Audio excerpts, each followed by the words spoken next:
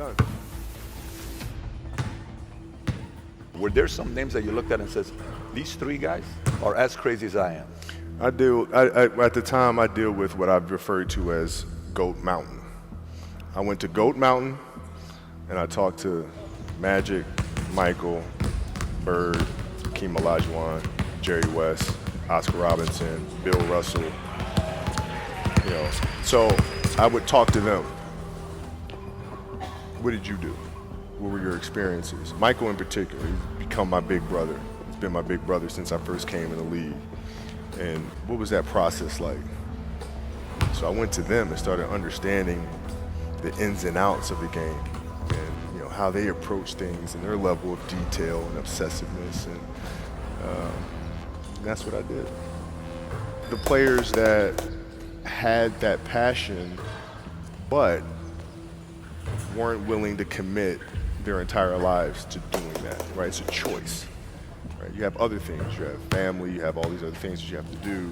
The game can't really be your number one priority. And so I was just looking at that like, man, this is gonna be fun. If I'm buddies with you from high school, if I'm a cousin of yours, what happened to our relationship? How did that gravitate when you went into the league and you're determined to become the greatest, or you're determined to become one of the greatest? What happens to our relationship? Well, it suffers. It does suffer. Oh, yeah. Okay. Yeah. And you understood that. You were okay with that. Yeah. And the people that love you, like friends and family, like they know that about you. Got it. So they let you be you. And when you reconvene, you know, you pick back up where you left off. Mm-hmm. But make no mistake about it, everything in between is lost. Right? So those long-term relationships, the commitment of time of, taking like I see a lot of players take vacations with other players that are close friends, and they'll just take vacations just to take vacations, or just hang out just to hang out. Like I never did that. Why not though? Why didn't you do that? Well, because when I retire, I didn't want to have to say, I wish I would have done more. I don't want that. You know, I don't want that. You know, you got a lot of people paying their hard-earned money to come watch you perform. It's your job to be in shape. It's your job to be strong enough to perform at that level every single night. And as a competitor, I'm not ducking shit. Like, it's not, oh my God, my back hurts, I'm sore, we got to play Vince Carter and Toronto Raptors tonight. We actually had this happen. We had a game against Toronto in 2000, and Vince was tearing the league up. My back was jacked. But like the perception of that, like what? Kobe's missing the game against Toronto and Vince Carter because my back was really spasming. But people will be like, what? Oh, he's ducking Vince. Excuse me? No, I don't think so. So I would be in the layup line like, okay, there's a lot of days where you can rest and recover. Today ain't one of them. Your back can bother you any other day. That shit ain't bothering me today. He gonna have to see me today.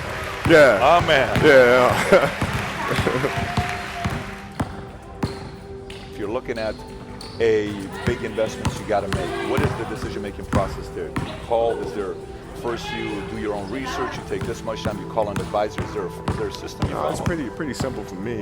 It's do you understand the business? Is it a business that you can help in some form or fashion? What are the barriers of entry to that business? And then the entrepreneurs themselves, the company itself. Right? Do they have a culture that you believe is sustainable? Are these leaders people that you believe in? Are they people that are obsessives? And in turn, have they created a culture of obsessiveness?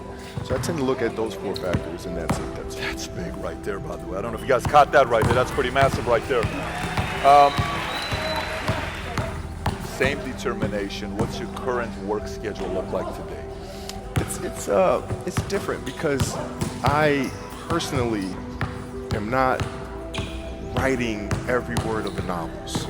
I am not animating the films. What I have to do now is make sure that the people that we bring in, these obsessives that we bring in, are challenging themselves to do the best job that they think they can do.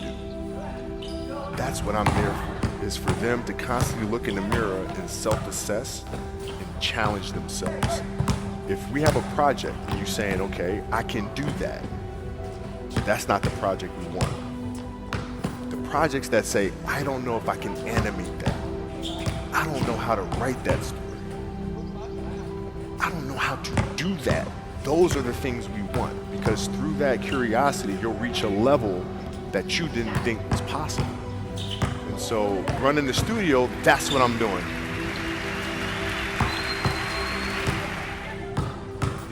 You're playing against the Golden State Warriors. Score is 107-109. You guys are close to getting into the playoffs.